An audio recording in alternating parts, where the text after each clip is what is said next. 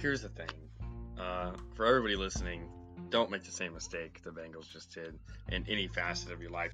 People are going to get hurt. It's the hockey season. And if they want to make the deep run to the playoffs, they're going to need players. And Ben Hutton's a good defenseman that can help. I don't think they will. If they don't have Anthony Davis, I'm saying it right now. If Anthony Davis is out for the playoffs, they don't make it out of the first round. I was very tempted to just put defense. What about the Jared Cook play on the sideline? And then Mason Crosby's 55-yard field goal or something like that. That was a good one. Come on, Austin and I have been saying this ever since Joe Burrow got injured.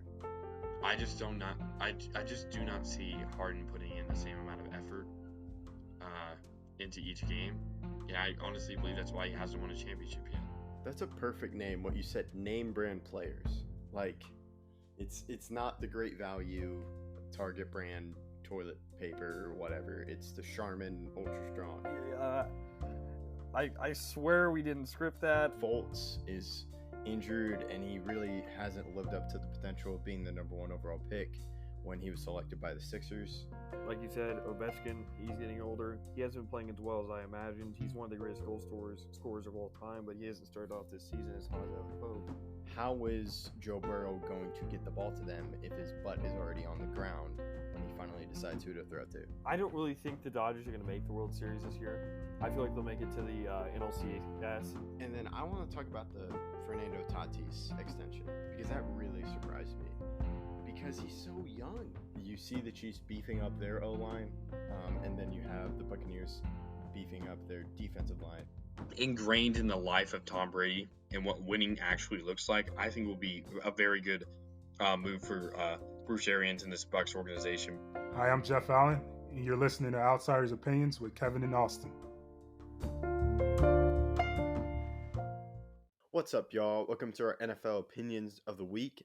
The first one for this year. Happy New Year. Make sure to check out our New Year's episode as we did resolutions for each team.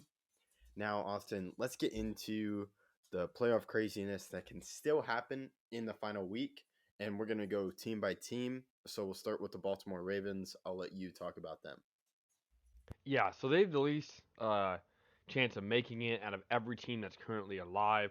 A lot of stuff has to happen and some of it is unlikely. So, for the Ravens to get in, they have to take care of business, and they have to beat the Steelers. That's a given. That makes sense. Then the Indianapolis Colts have to lose to the Jaguars, which is obviously very, very tough. The Chargers have to lose to the Raiders, which is possible. And Miami has to lose or tie to the Patriots, which is, again, possible because the Patriots are still playing for a spot.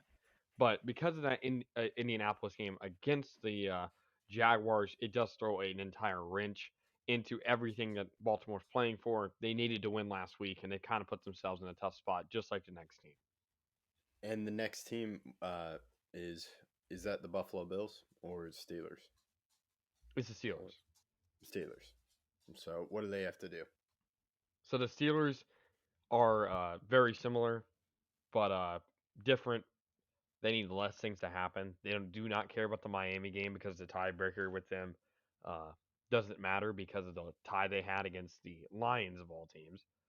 But they need to take care of business and beat Baltimore. They need Indianapolis to lose to the Jaguars, and the Raiders-Chargers game cannot end in a tie. So as long as that happened, I don't think the Raiders-Chargers game will end in a tie. They just need Indianapolis to lose. If Indianapolis loses, they're in good shape. Okay, so that's easier. And then the next team is Raiders. Okay, Raiders, and the Steelers want the Raiders to lose or to win, or does it not matter? The Raiders have an easier route, even though they're technically below the Chargers. They can still lose and get in. So I'll just talk about the Chargers real quick. We'll bunch these two together because they played this week. Makes it easier. The Chargers get in with a win or a tie. If they win or tie, they're in, guaranteed. But Las Vegas, can win or they can tie plus an Indianapolis loss. So if they tie, they need Indianapolis to lose. Or if Indianapolis loses and Pittsburgh loses or ties, the Raiders get in. The Raiders are the only team that's currently out of the playoffs and can get in with a loss. They can lose and still get in, which is weird, but it can still happen because of the tiebreaker they just gained over the Colts last week. Right now, it's a three-way tie, which is why the Raiders are below the Chargers. But if the Chargers were to win, that'd break that three-way tie, it'd be a two-way tie. And then if the Steelers don't take care of business, the last tiebreaker would be between the Raiders and the Ravens, and the Raiders have the advantage over the Ravens, and so that they would have the advantage and they would be ahead of those teams and get into a playoff spot. Now we just talked about all the teams that what needs to happen for them to get into the playoffs. What's the next team with how it considers their seat or how it changes their seating? So Indianapolis is actually the last team we need to talk about that could still miss the playoffs. And then we'll go into right what you said. So Indianapolis, win or tie, they're automatically in. So they just need to not lose. Or they need the Chargers to lose and a Pittsburgh-Baltimore tie. Or they need the Chargers to lose, Pittsburgh to lose, and Miami to win. So if they lose, they're not getting in. I'm just gonna say there's very unlikely that all of that stuff happens. It'll be very tough for them to get in if they lose. But now we can move into the teams, and I'll just bunch all of these teams together from 5 to 1. Patriots, Buffalo, Bengals, Kansas City, Tennessee. All of these teams are clinched. They're safe. New England can clinch the AFC title with a win plus Buffalo loss or tie, or a tie against the Dolphins and a Buffalo loss. So New England doesn't control their own destiny, but they can still get the 1 seed. New England gets the 1 seed with a win, Buffalo loss or tie, KC loss or tie, and no. New England needs to win, Buffalo loss or tie, Kansas City loss, Tennessee loss. So all of the top 5 seeds right now in the AFC can all get the 1st seed. Buffalo can clinch the AFC title with a win, a New England loss, and a Buffalo tie plus New England tie or loss. Cincinnati can gain a first round. Oh, wait. No, the only team that can't get a first round, the number 1 seed, weirdly enough, is Buffalo. I don't see. CBS does not have them being able to get it, which is a little bit weird, and I bet it's because of tiebreakers versus Tennessee. I'm assuming that's how that works. I couldn't see anything either for Buffalo. Yeah. Cincinnati can get the 1st seed by either a win, Tennessee loss, KC loss, plus New England loss or tie, or with it Cincinnati win, Tennessee loss, KC loss, and a Buffalo win. Kansas City can get the 1st bye. All they have to do is win and Tennessee loss or tie, or a tie and a Tennessee loss. Tennessee has the most variables, but right now I really do think they're going to get the 1 seed, considering they do play. Let me just check that right quick. The Titans play against the Texans, so they have a good chance of winning that game, even though they lost to them earlier in the year. So Tennessee win, a Tennessee tie and a KC loss or tie, a KC loss plus Cincinnati loss or tie plus New England loss or tie, or a KC loss, Cincinnati loss or tie, and a Buffalo win. So that's all the AFC scenarios. Many teams can go high and low, and but Buffalo is the only team of the teams that have clinched that cannot get the 1 seed, so Buffalo is playing for 2nd. Interesting. So, and it'd be nice to get the AFC title once again because they've always lost it to the Patriots. But now the AFC has been crazy, so we went with that one first. Now let's go to the NFC, as there are less. It's pretty much set, but there are still a few openings for teams that can make the playoffs. I'll let you talk about those teams. Yeah, so the only team that is currently not in the playoffs but can still make it is New Orleans. And it's a simple scenario. All the weird scenarios are out for teams making the playoffs in the NFC. All that happens, New Orleans wins, San Francisco loses, New Orleans is in. It's that simple. A win, San Francisco loss, it doesn't matter what else happens.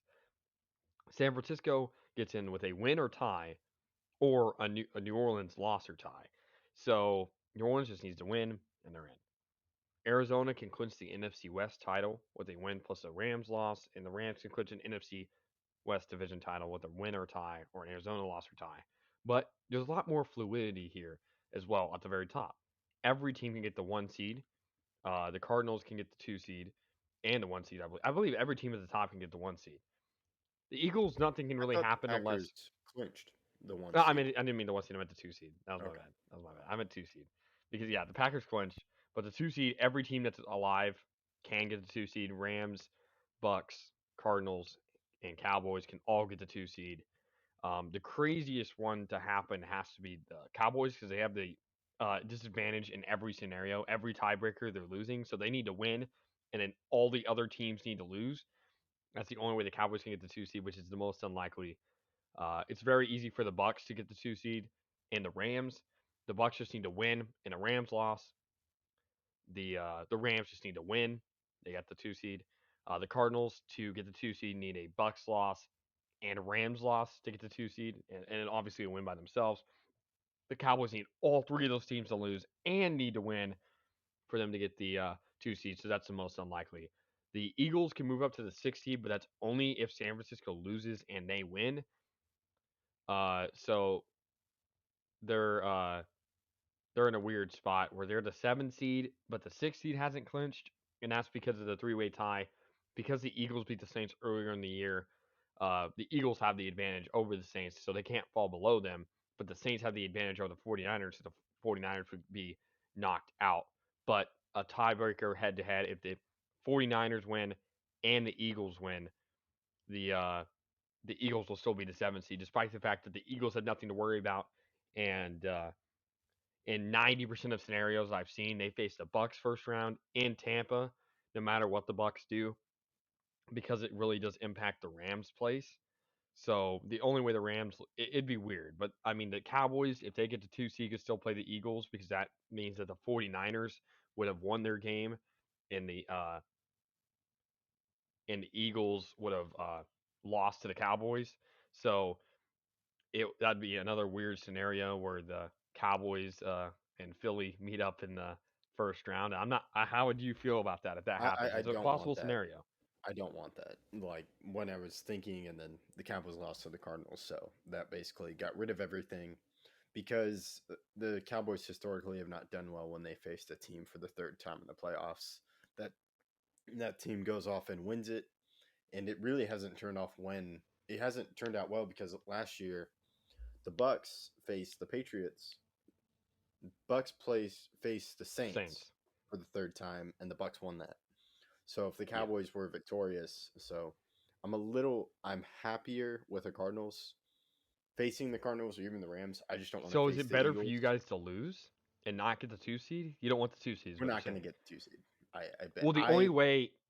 The scenario is if you guys get the 2 seed, you're guaranteed to play the Eagles. It is the only so scenario. I don't really want the 2 seed, but I also don't want to tank for the game. I want to figure out. I want the Cowboys offense to hopefully get back on track. Which, But like I said, if the Eagles lose, 49ers win, Panthers win, you guys are the 2 seed because obviously you guys play the Eagles. So if the Eagles lose, you guys win, and the Cardinals would also need to lose. So there'd be a lot of losing that needs to happen. But if you guys beat the Eagles, which I'm assuming you guys are planning to do because you guys always wanted higher seed, you guys would be heading back to Dallas and playing the Eagles, and that would be a very it would interesting. not So be very good for me personally. It'd probably be better than facing the Cardinals, but I just will not feel good about it. The good part is you guys clinch the division. You guys will have a home first game, and while you guys can't get the bye, that's always a good scenario. Getting a home playoff game, Yeah, even that though should be good. it's kind of Kyler's playhouse right now. Well, yeah. Hopefully, I'm trying to see if I can go to that game, and there will be Kyler's record versus my record at A&T Stadium. So we'll see who wins out. I'm currently 3-0, or maybe I'm In 2-0. playoff games or games. I'm undefeated in playoff games as well, but also 1-0 or 2-0 or what? 1-0. I was there for the Seahawks game.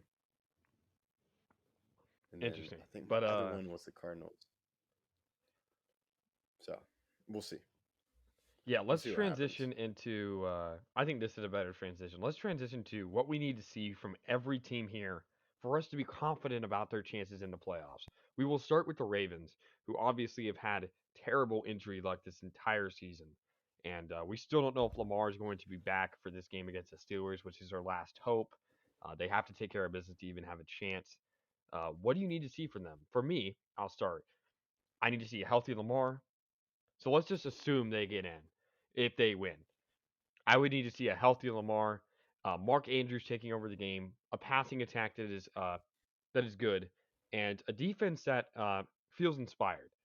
What about you? Yeah, I was thinking one thing, it's a healthy Lamar above all things because the Ravens just play incredibly hard, and if they have Lamar, he just adds a different dimension, and then if he can hook up to Mark Andrews, that's really good for them. But the main thing is Lamar because I think their defense will play aggressive and play hard. I don't know if they'll do well, but I think if it's up to Lamar, then you rely on Lamar's in the run game, and I think John Harbaugh will inspire his team. So I really want to see a healthy Lamar. Now the next team is Steelers. Um, for me, I would probably say maybe I don't. It's a big thing. It's the offense. Maybe you just get a reliant run game and then a healthy TJ Watt, and then I think you can go far. There's not much for me that I need to see from these AFC teams because to me it's wide open in the AFC more than the NFC. We'll get to the NFC. So the AFC, if they have the aspect with the Steelers, they have a great defense, especially with TJ Watt when he's healthy. And if you just have a run game, defense and run game, that's a perfect thing for October. Or Yeah, I'm just thinking October uh, baseball, but December. yeah. We're already in January, but for me, Najee Harris has to continue his tear. He broke the record for the most rushing yards for a rookie in Steelers history. And then two more things. The secondary, because I believe TJ Watt will stay healthy, and I don't have to worry about TJ Watt. He may break the sack record. All he needs is a 1.5 sacks, even though it is his 17th game, and I'm always going to put an asterisk next to that. It's going to be sacks per game that I look at, or yards per game that I look at, for me to actually give a record to a certain player. But I'm more worried about the secondary, who's given up a lot of big plays this season. The Chiefs torched them. I need to see the secondary lock down whoever the quarterback is for the Ravens for me to gain some confidence. And then the O line. Roethlisberger has played okay. He's not bad. He's still an intelligent QB, but his mobility is definitely lacking, and his arm isn't the best. But give him as much time as possible because every QB is improved whenever they're getting as much time. So O line, Najee Harris, and secondary for me to be confident. No sacks given up, 100 yards rushing, and then not many passing yards or touchdowns. Okay. So now the next team is the Raiders. Their defense has been playing well, but I'd be worried about their secondary. But the main thing is if they can just keep it any game close, and then you give the ball back to Derek Carr.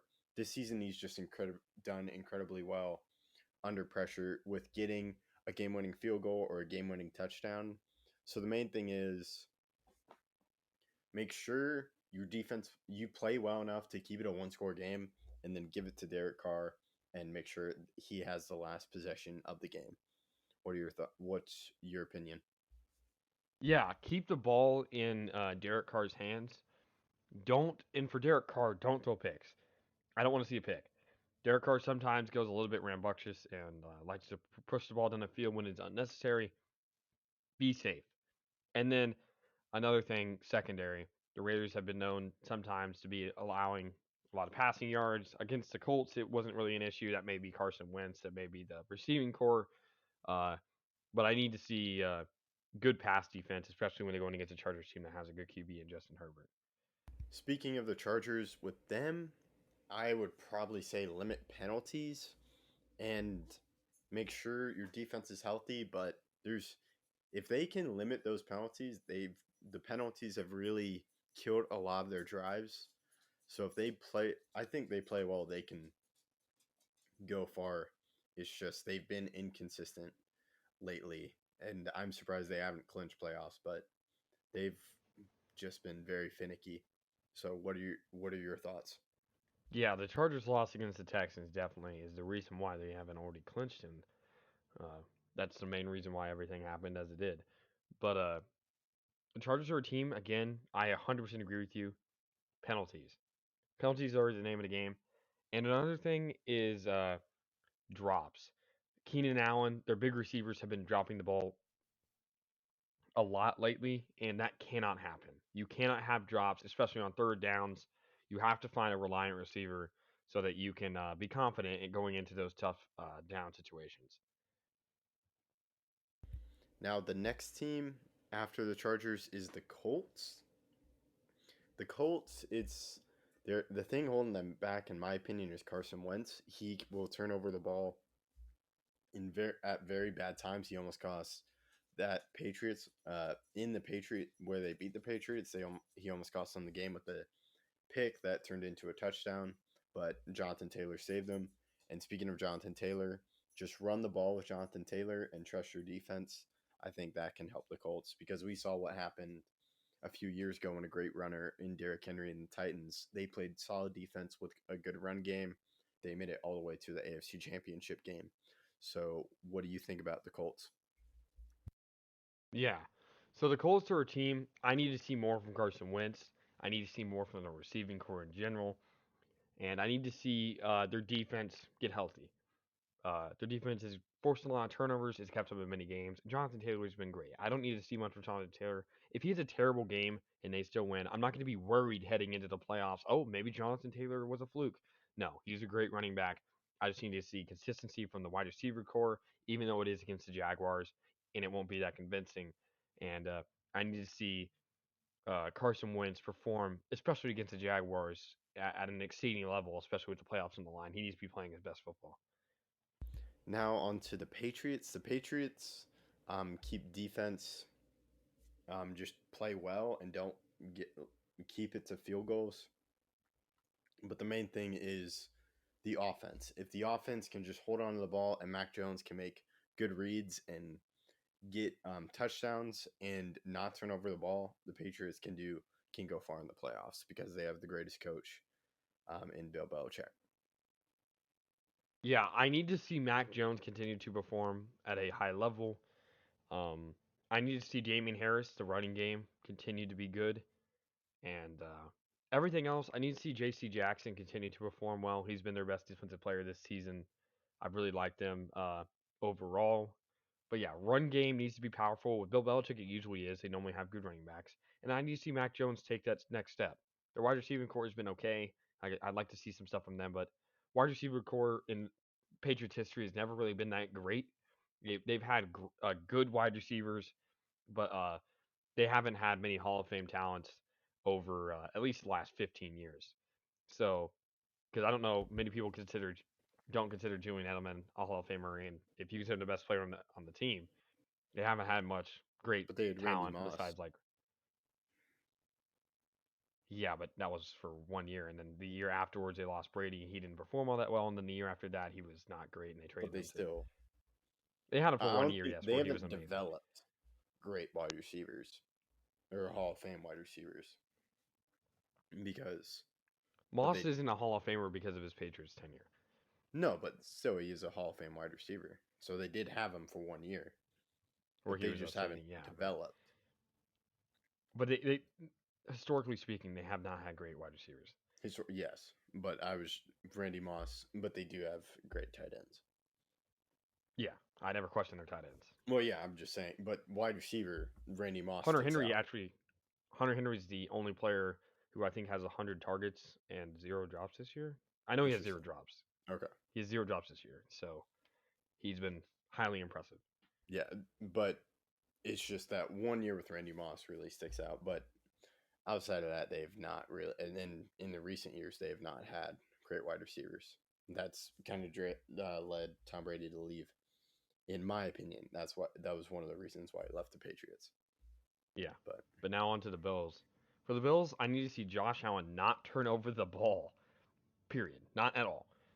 And then I need to see their defensive line not allow a lot of rushing attempts, um, and their defense just play consistent. Uh, as long as that happens, I'll be confident with them. Josh Allen's a great QB, but his tendency to have a terrible game with turnovers can definitely derail the team at times. Yeah, I agree with Josh Allen. I think the key thing for the Bills is the run game. Stop being able to stop the run game on defense, and then being able to have a reliant run game, which has seemed to come through Josh Allen. So that's one way, and then Josh Allen just be the Josh Allen that I think he can be, which is the guy I picked to be MVP, even though he hasn't lived up to that. But there have been definitely games when you're like, wow, Josh Allen is amazing. If he can do that, then the Bills can go far because they have the wide receivers, they have good corners, and they do have a good defense. They just haven't been able to stop the run. But if they can stop the run and Josh Allen is Josh Allen, they'll do well in the playoffs. Yeah, I 100% agree with that. Now on to the Bengals. I need to see the Bengals get a rushing attack consistently. Joe Mixon's a great running back, but sometimes he can be stunted, and that can definitely affect because they're more worried about the pass. I need to see Joe Burrow continue his success, playing at an elite level. And then their defense. Again, their defense has not been playing all that great. They've lost to some tenuous opponents at best. And I need to make sure that their defense is heading into the playoffs on a high streak. Yeah, speaking of their defense, if they can just do a bend don't break and they have Joe Burrow on fire like he has been with Jamar Chase, and there is T. Higgins, but if Jamar Chase and Joe Burrow are connecting, then that means good things and they can do a lot. What do you got to add?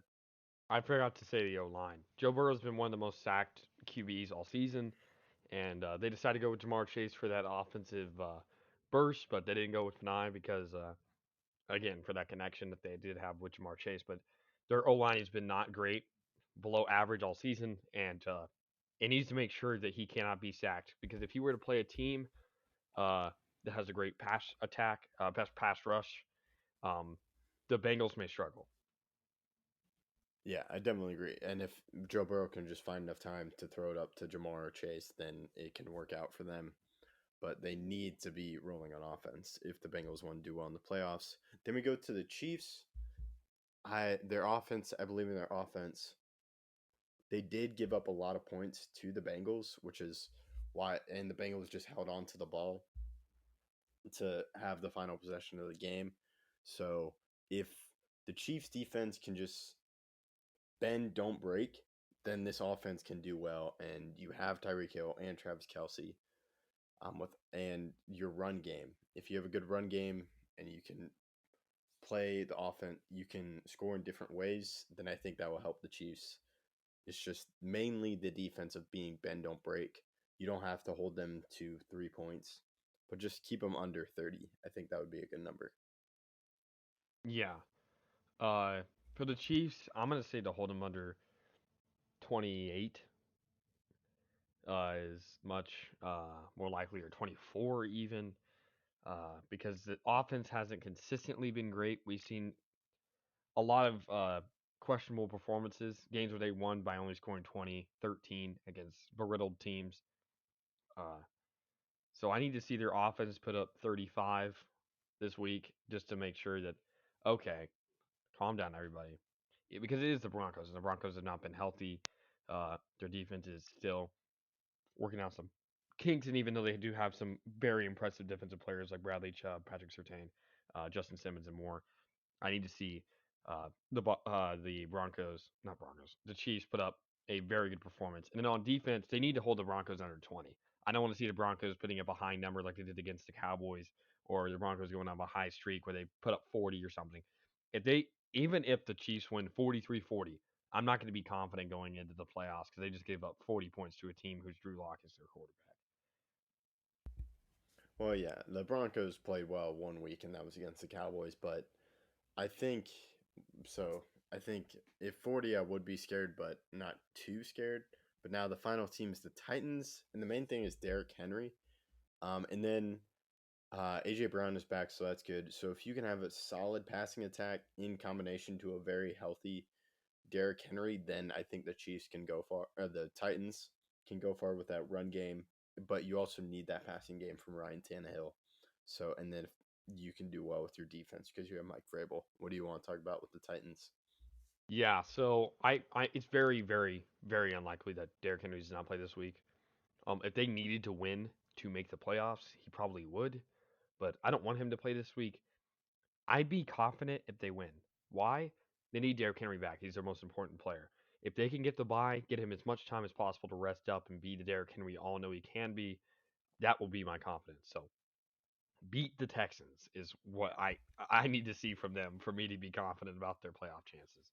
Now going to the NFC, we'll go with the Saints. The Saints, what I need to see from them is just keeping it close, but also your defense doing most of the lifting, getting your offense in good field position, and running the ball with Taysom Hill because Taysom Hill hasn't been the best passing, but if you can run, that can really help your team, and your defense plays incredibly well. That can help the Saints do well in the playoffs if they do make the playoffs. Three things need to happen for the Saints for me to be confident in the Saints heading into the playoffs. Taysom Hill has to be able to pass the ball for at least 250 yards without throwing many picks. They need Alvin Kamara to be Alvin Kamara, and their defense has to step up. I believe Taysom Hill could be a starter in this league given the right opportunity, and this may be it. With Alvin Kamara and Taysom Hill, that's a crazy RPO right there. That is an RPO I would be scared of, and that should be run much, much more than it has been. And then, like I said, they need to team up with their defense, need to gather around and play their best football. Uh, if they can hold the Falcons under 10 points, and maybe their offense puts up 28, uh, which is definitely a possible performance, I would be confident enough for them heading into a playoff matchup where they may be playing the Bucks, who they have beaten twice this year already. Now we go to the Eagles. From the Eagles, I need to see just good defense, but more Jalen Hurts being a running quarterback, and with the run game and finding connections with Dallas Goedert. So defense, if they can just hold their team, and then if Jalen Hurts does well, they've been doing well. It's just I think they're going to face some really tough opponents.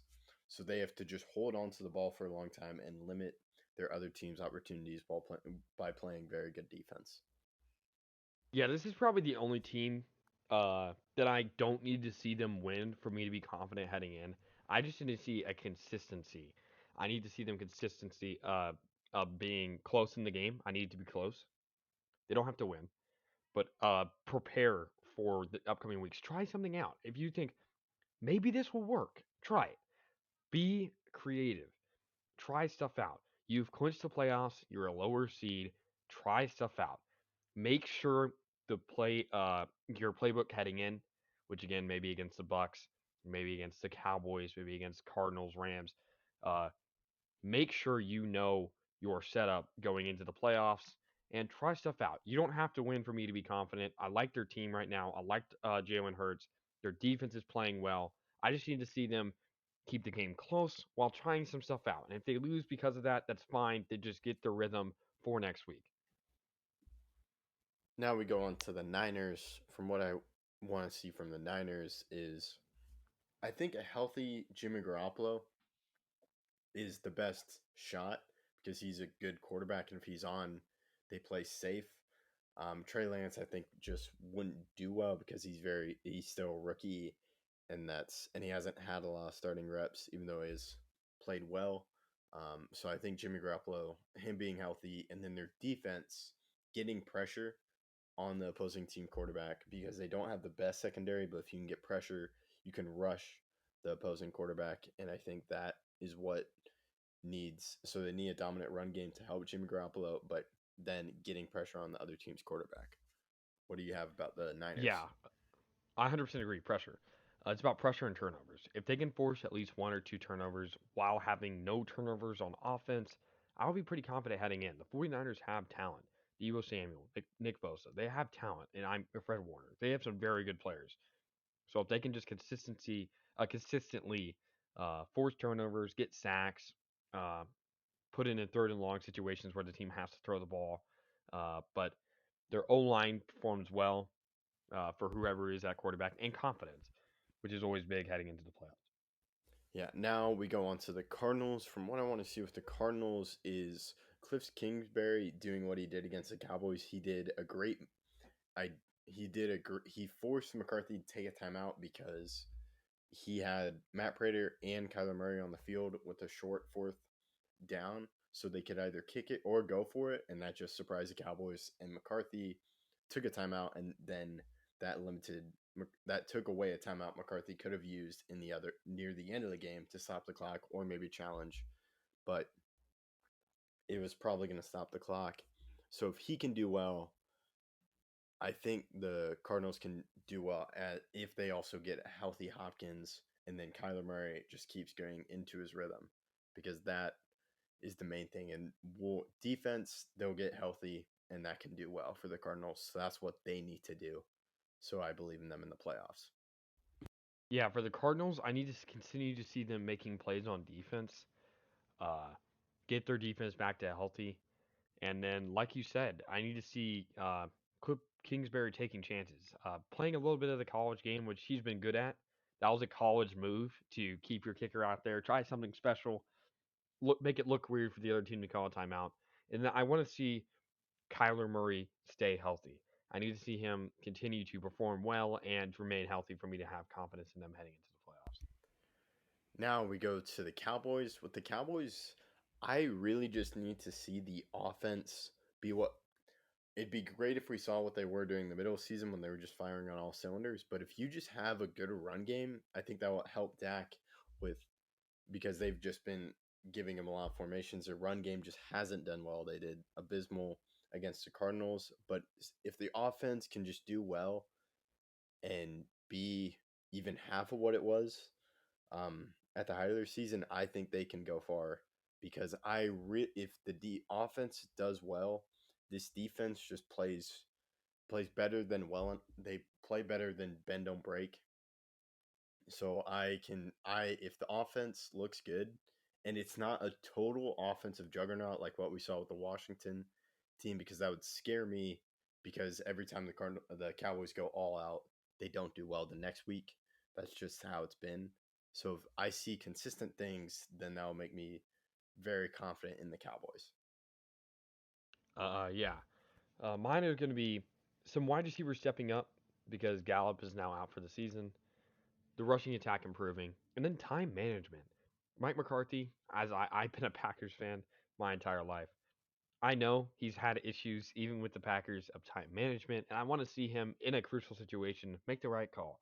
And he hasn't historically been great at that, but I want to see him make those plays because in the playoffs, there's going to be a moment where you have to know how to take care of the clock so you give your team or the other team, either the other team not enough time or your team just enough time to win the game. So I need to see clock management. I need to see Cedric Wilson or other lower down wide receivers take up what Michael Gallup has lost, and then the rushing attack improving. It'd be great if McCarthy fixes his time management, but I it's a given with him, so I'm fine with it. Yeah, you can't have the perfect coach sometimes, so still a lot better than a lot of the other ones that were on the market when they had McCarthy, and a lot better than a lot of the ones in the league. But now we go to the Bucks. If they just have a healthy pass catcher and a healthy Leonard Fournette, because you do have Gronk, you just need someone else like a Mike Evans, and then a healthy secondary that would really help the Bucks. So just getting your players back, because you got Tom Brady, and if you give him two catching weapons and a good run game, or just a solid run game, doesn't have to be very good, just a threat in the run game, then the Bucks can go far. Yeah, for me, the secondary is already pretty healthy. It's Shaq Barrett, JPP, their D line that's really the issue. And Levante David's also out, but he should be back by playoff time. Same with Leonard Fournette. Neither of those players are going to play this week. I want to see Rojo get back and healthy, even though he probably won't play this week either.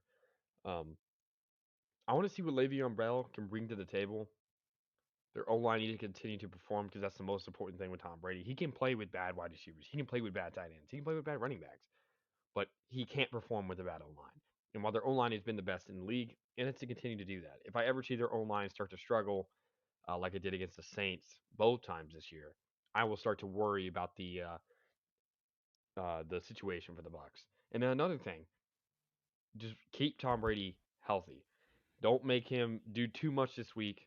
You guys are playing the Panthers.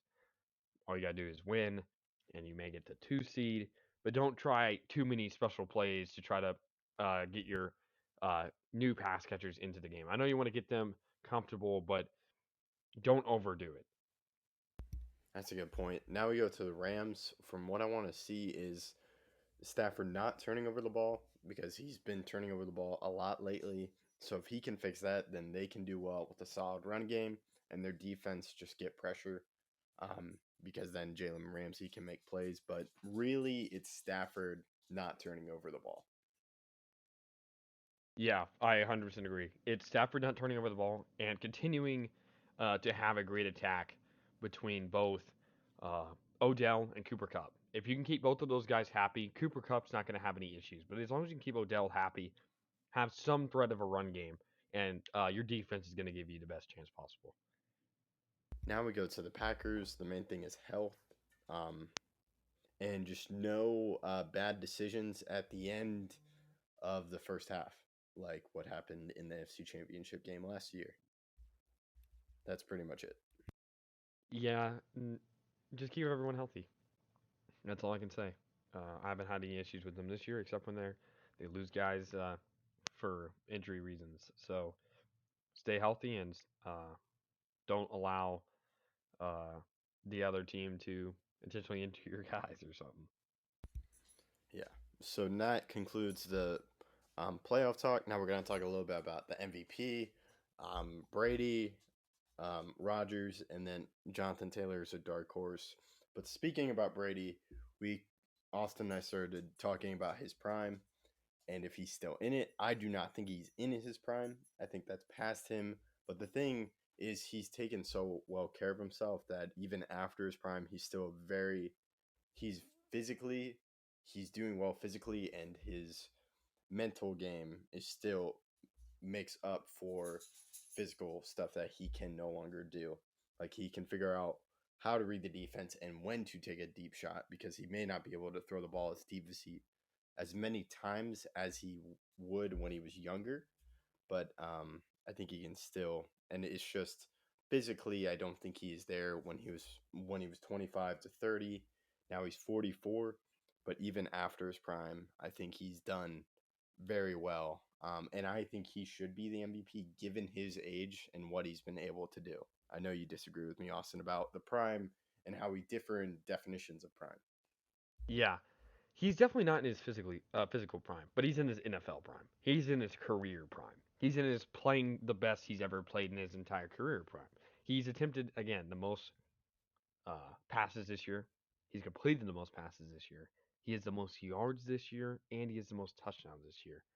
Uh, he's been impressive across the board, and he's in his prime, in my opinion, because of all those things I just mentioned. And then for MVP, I have Rodgers.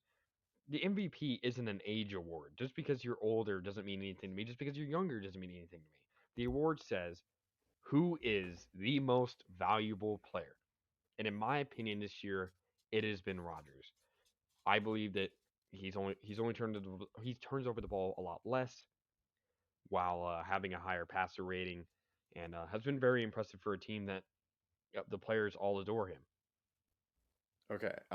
What were you saying about Brady? And speaking of his and playing the best he ever did, what were the 4 things he did that no one else has done ever?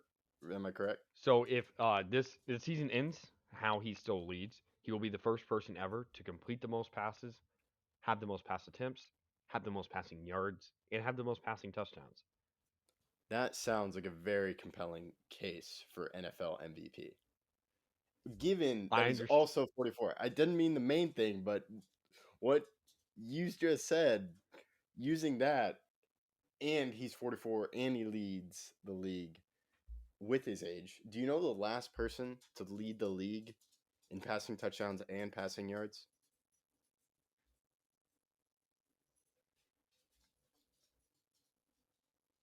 Was it Rodgers? No. Who was it? This guy was 37 when he did it. Oh, it was Peyton Manning. when I believe he won MVP, which is in 2013. But Kevin, So he that threw just for the goes. most yards of all time and the most passing touchdowns of all time. He threw 55 touchdowns. That's totally different than 40. But he led the league in yards and touchdowns, and that's not even what the stat you gave me about Brady. So that makes a good argument for Brady, in my opinion. I understand. It's compelling. Both are. I don't believe Jonathan Taylor really has a chance unless both Rodgers and Brady throw 16 picks in the last game and throw for 0 yards, and Jonathan Taylor runs for 400. That's the only scenario I really see. But it's gonna be close. I'll take Rodgers over Brady as the MVP this season. Even though when it gets to playoff times, I have different opinions about that. But yeah, we'll see how playoff predictions go. In my thing, it has been a quarterback award for MVP, but it would be nice if it was a running back. But I don't think Taylor gets it. But it would be nice. But it's probably not going to happen. And so that concludes our NFL opinions of the week. Let us know what you thought about it in the comments or at our Twitter. And thank you for listening to Outsiders Opinions.